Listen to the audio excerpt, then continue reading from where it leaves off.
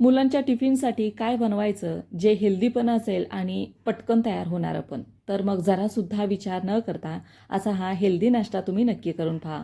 भरपूर साऱ्या भाज्या घालून प्रोटीन फायबरयुक्त नाश्ता आपण तयार केलेला आहे.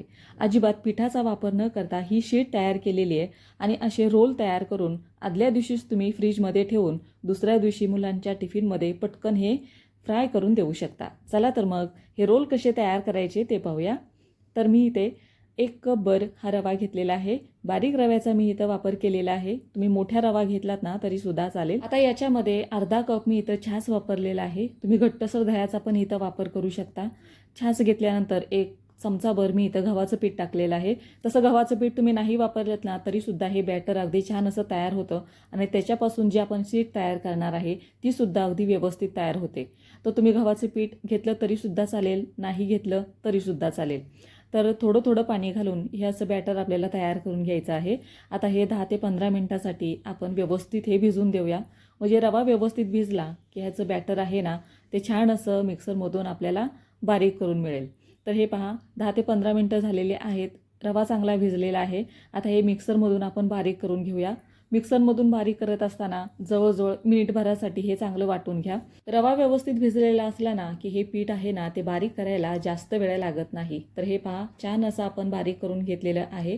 आता हे पीठ बारीक करून झाल्यानंतर हे बऱ्यापैकी घट्टसर आहे. तर आपल्याला ह्याच्यामध्ये परत थोडंसं पाणी घालायचं आहे. तर मी अर्धा कप ह्याच्यामध्ये पाणी वाढवलेलं आहे. पाणी वाढवल्यानंतर थोडंसं आपल्याला इथं मीठ घालायचं आहे. चवीप्रमाणे मीठ घातलेलं आहे आणि अर्धा कप मी इथं पाणी टाकलेलं आहे. तर हे पीठ आहे ना ते जास्त घट्ट पण ठेवायचं नाही आणि जास्त पातळ पण ठेवायचं नाही. तर तुम्ही बघू शकता एवढी कन्सिस्टन्सी आपल्याला इथं ठेवायची आहे. म्हणजे जी आपण शीट तयार करणार आहे ना ती जास्त जाड होणार नाही. मस्त ट्रान्सपरंट व्यवस्थित अशी बनवून तयार होईल. आता एका प्लेटला मी तेल लावून घेतलेलं आहे. म्हणजे शीट तयार झाली की लगेच आपण ह्या प्लेटमध्ये काढून घेऊया. म्हणजे तेल लावलं की अजिबात खाली चिटकत नाही. तर गॅसवरती तवा ठेवलेला आहे. तवा जास्त गरम करायचा नाही. थोडासा गरम झाला की ह्याच्यामध्ये जे बॅटर आपण तयार केलेलं आहे ना ते व्यवस्थित हलवायचं आणि कोणतीही एक वाटी तुम्ही सेट करून घ्या. त्या वाटीने आपल्याला हे बॅटर तव्यावरती सोडायचं आहे. तव्यामध्ये सोडल्यानंतर लगेचच व्यवस्थित असं पसरवून घ्यायचं आणि जवळजवळ मिनिटभरातच तुमची ही शीट आहे ना ती तयार होऊन निघेल. आता तवा तुम्ही शक्यतो नॉनस्टिक तव्याचाच इथं वापर करा. नॉनस्टिक तव्यामध्ये ही शीट अगदी छान अशी बनून तुमची तयार होईल.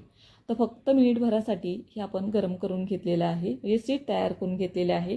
जास्त वेळ लागत नाही. तर मस्त ट्रान्सपरंट शीट आपली तयार झालेली आहे.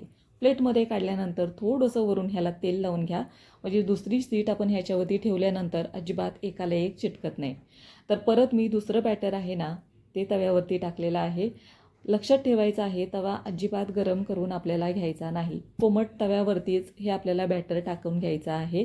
तर अर्ध्या मिनिटभरातच ही शीट आहे ना ती तयार होते. आता तवा जर तुमच्याकडून जास्त गरम झालेला असेल आणि त्याच्यामध्ये हे बॅटर तुम्ही टाकलं तर जसा डोसा तयार होतो ना अगदी त्या पद्धतीनं ही शीट आहे ना ती तयार होईल आणि व्यवस्थित तुम्हाला रोल मग बनवता येणार नाहीत. त्याच्यामुळे तवा थंड करून घ्या आणि नंतरच त्याच्यामध्ये हे बॅटर टाकून अशा पद्धतीनं तुम्ही सगळ्या शीट आहेत ना ते तयार करून घ्या. आता प्लेटमध्ये टाकल्यानंतर वरून थोडंसं तेल लावा आणि नंतर दुसरी शीट त्याच्यावरती ठेवून द्या. म्हणजे अजिबात हे एकाला एक चिपकणार नाही. तर शीट पण आपल्या सगळ्या तयार झालेल्या आहेत. आता लगेच स्टफिंग तयार करायला घेऊया. तर एका पॅनमध्ये 1 चमचाभर मी इथं तेल घेतलेलं आहे आणि त्या तेलामध्ये एक मीडियम साईजचा कांदा बारीक कट करून घेतला. तो थोडासा आपल्याला परतून घ्यायचा आहे. लगेच आपण ह्याच्यामध्ये बारीक कट केलेल्या इतर भाज्या पण घालून घेऊया. तर कांदा थोडासा आपण परतून घेतल्यानंतर मी इथे 1 वाटीभर बारीक चिरलेला कोबी घेतलेला आहे. त्याच्यानंतर शिमला मिरची, गाजर पण बारीक अगदी कट करून आपल्याला इथं वापरायचं आहे. आता तुम्ही इथं आवडीप्रमाणे इथं भाज्या तुम्हाला जर कोणत्या घ्यायच्या असतील तर त्या तुम्ही इथं घेऊ शकता. जसं की बीट असेल किंवा तुम्हाला बॉईल केलेले कॉर्न वापरायचे असतील, वाटाणे घ्यायचे असतील तर ते पण तुम्ही इथं घातले तरीसुद्धा चालेल. आता या भाज्या हलक्याशा आपण मिनिटभरासाठी मोठ्या आचेवरती अशा टॉस करून घ्यायच्या. ह्याच्यावरती अजिबात आपल्याला झाकण ठेवून ह्या वाफवून घ्यायच्या नाहीत. फक्त ह्याच्यामधलं पाण्याचं प्रमाण आहे ना ते थोडंसं आपल्याला कमी करून घ्यायचं आहे. तर तुम्ही बघू शकता पाणी अजिबात ह्या भाज्यांमध्ये राहिलेलं नाही आता इतर मसाले आहेत ना ते आपण ह्याच्यामध्ये घालायला घेऊया. तर सगळ्यात अगोदर 2 हिरव्या मिरच्या बारीक कट करून मी इथं वापरलेल्या आहेत. त्याच्यानंतर 1 छोटा चमचा काळी मिरी पावडर टाकली, 1.5 चमचा इथे मी ऑरिगॅनो टाकलेला आहे. त्याच्यानंतर 1 चमचावर चिली फ्लेक्स वापरलेली आहे. आता चिली फ्लेक्स तुम्ही नाही टाकली तरी सुद्धा चालेल, कारण आपण इथं हिरवी मिरची आणि काळी मिरी पावडर टाकलेली आहे. त्याच्यामुळेच हे स्टफिंग आहे ना ते बऱ्यापैकी तिखट होतं. पण तुम्हाला जास्तीचं तिखट हवं असेल तर चिली फ्लेक्स तुम्ही इथं 1 चमचाभर टाकू शकता.